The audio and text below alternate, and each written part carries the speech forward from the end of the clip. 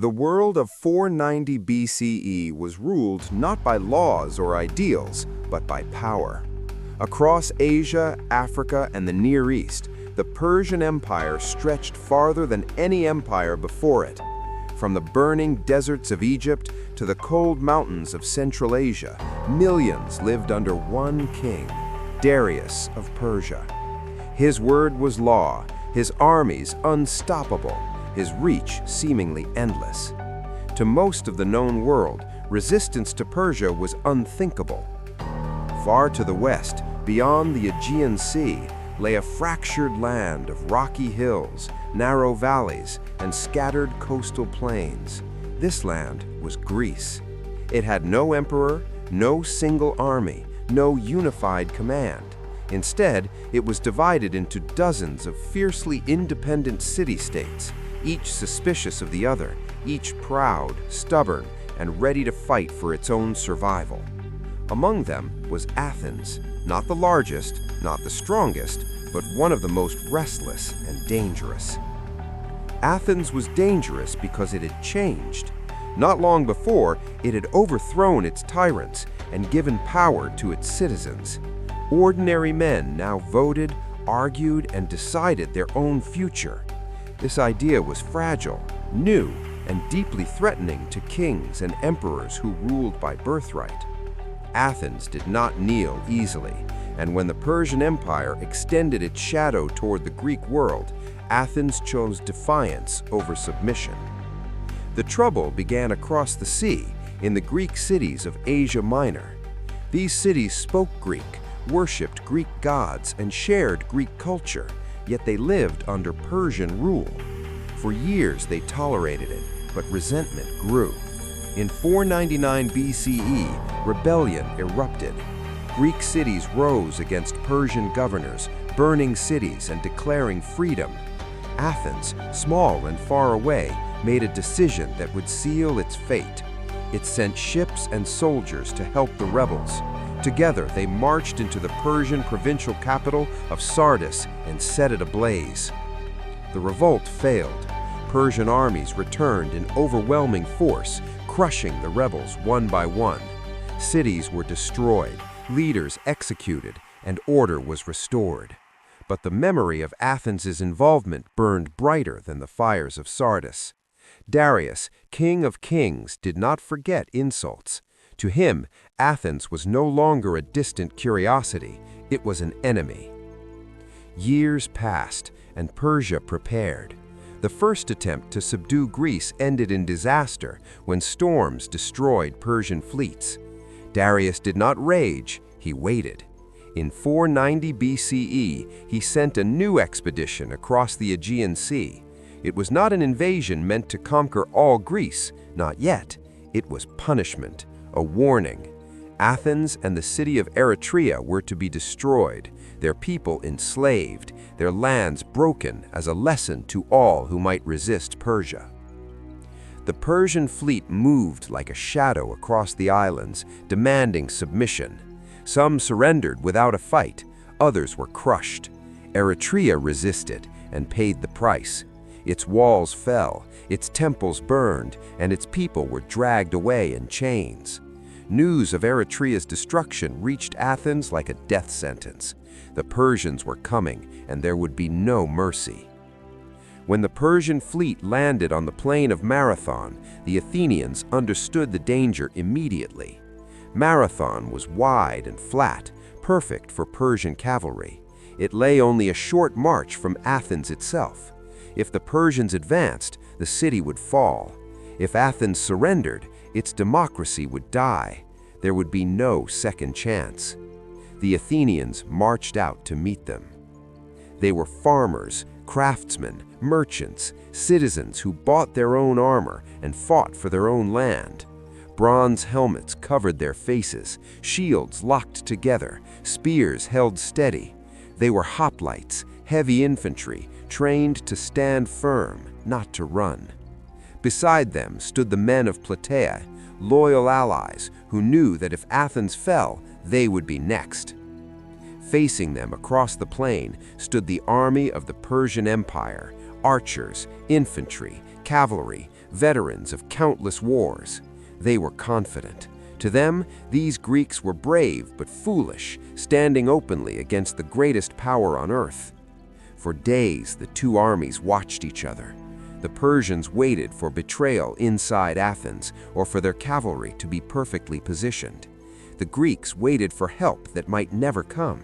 Sparta had promised support, but religious law delayed them. Every sunrise brought the same question: fight now and risk destruction, or wait and invite disaster. Among the Greek commanders was Miltiades, a man who understood Persia better than any other Athenian. He had seen their armies, their tactics, their weaknesses. He knew that if Athens waited, it would lose. The Persians would move, the city would fall, and democracy would be crushed before it could defend itself. At last, the decision was made. At dawn, the Greek army advanced. They did not walk, they ran.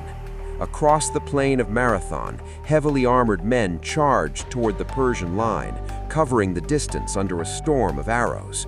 It was something no Persian commander expected.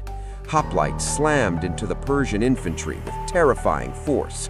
Spears pierced armor, shields crushed bodies, and the battle dissolved into chaos. The Persian center pushed forward, but the Greek wings held. Slowly, deliberately, the Athenians bent their line inward, surrounding the enemy.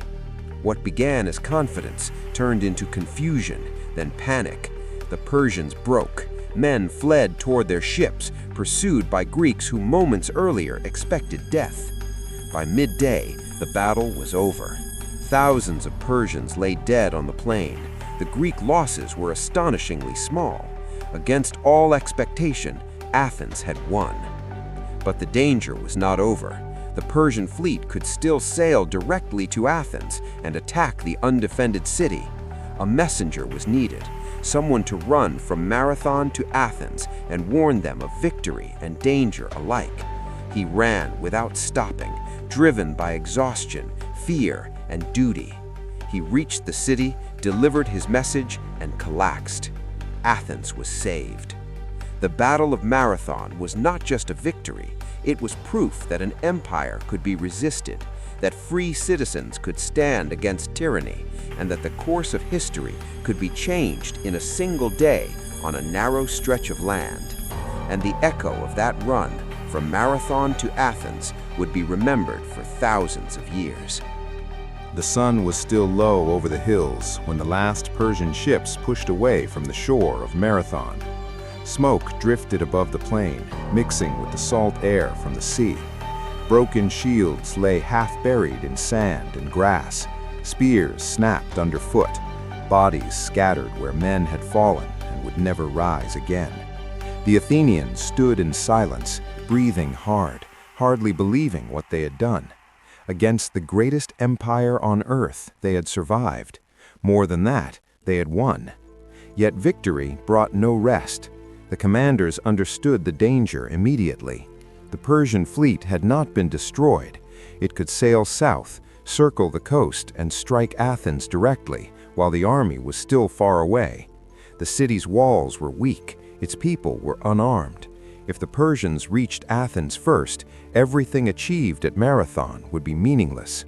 Orders were given quickly. The dead were gathered, both Greek and Persian, though the enemies fallen were far too many to bury properly. The Athenians honored their own where they lay, raising a mound over them on the plain. There was no time for mourning. The army turned south and began the forced march back to Athens, armor still on their bodies, blood still drying on bronze and leather. In Athens, fear ruled the streets. Word of Eritrea's destruction had spread like poison. Mothers clutched their children, elders whispered of betrayal, and some quietly prepared for surrender if the Persians appeared. Democracy was fragile, and fear could break it as easily as swords. Then the runner arrived. Exhausted beyond endurance, dust-caked and barely standing, he burst into the city with the news no one had dared to hope for. The Persians had been defeated. Athens still stood. The threat was not gone, but the city had a chance to live.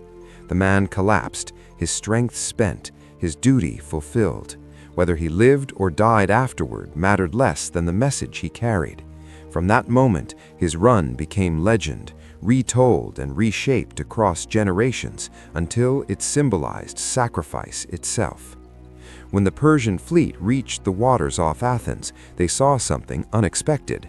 The Athenian army was already there, formed and ready along the shore. The Persians hesitated.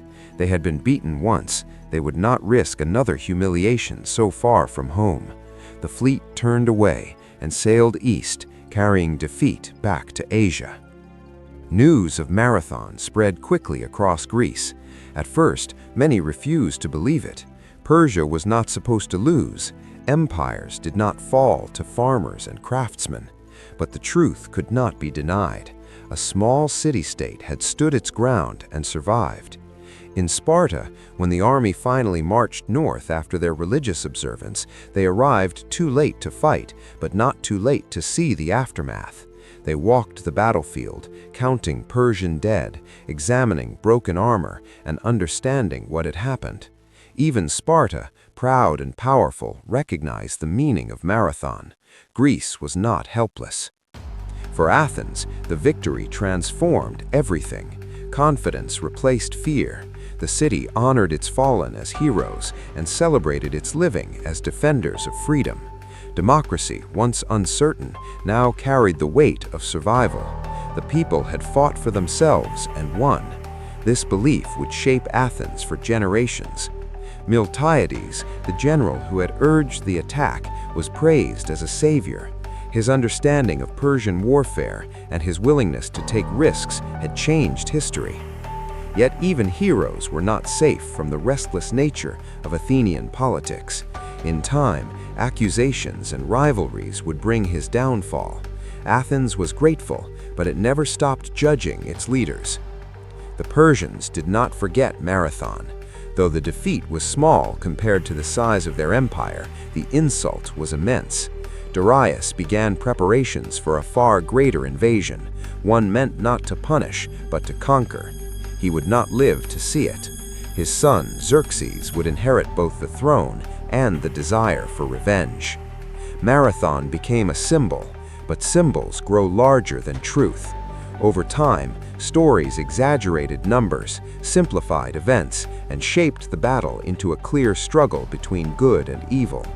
Reality was more complex. The Greeks were not united. Many city-states had submitted to Persia.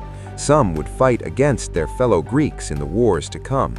Yet Marathon proved that resistance was possible, and possibility is the most dangerous idea of all. In the years that followed, Athens rebuilt itself with new ambition. Walls were strengthened, ships were constructed, the navy grew stronger, guided by leaders who understood that Persia would return by sea. The victory at Marathon gave Athens the confidence to think bigger, to plan not just for survival, but for dominance within Greece. When Persia returned a decade later, it came with unimaginable force. Xerxes led an army and fleet so large that ancient writers struggled to count it. Greece would face fire and destruction on a scale far greater than Marathon. Cities would burn, armies would fall. Yet without Marathon, none of what followed would have been possible. There would have been no Thermopylae, no Salamis, no Plataea, no Greek resistance worth remembering. The plain of Marathon remained quiet after the battle, its grass growing back over blood-stained soil. Travelers passed the burial mound and remembered the men who lay beneath it. They remembered the day when ordinary citizens ran toward death rather than away from it, and in doing so, changed the fate of their world.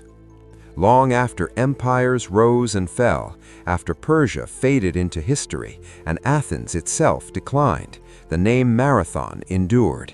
It became not just a place, but an idea: endurance, courage, sacrifice, and the belief that even against overwhelming odds, human choice matters.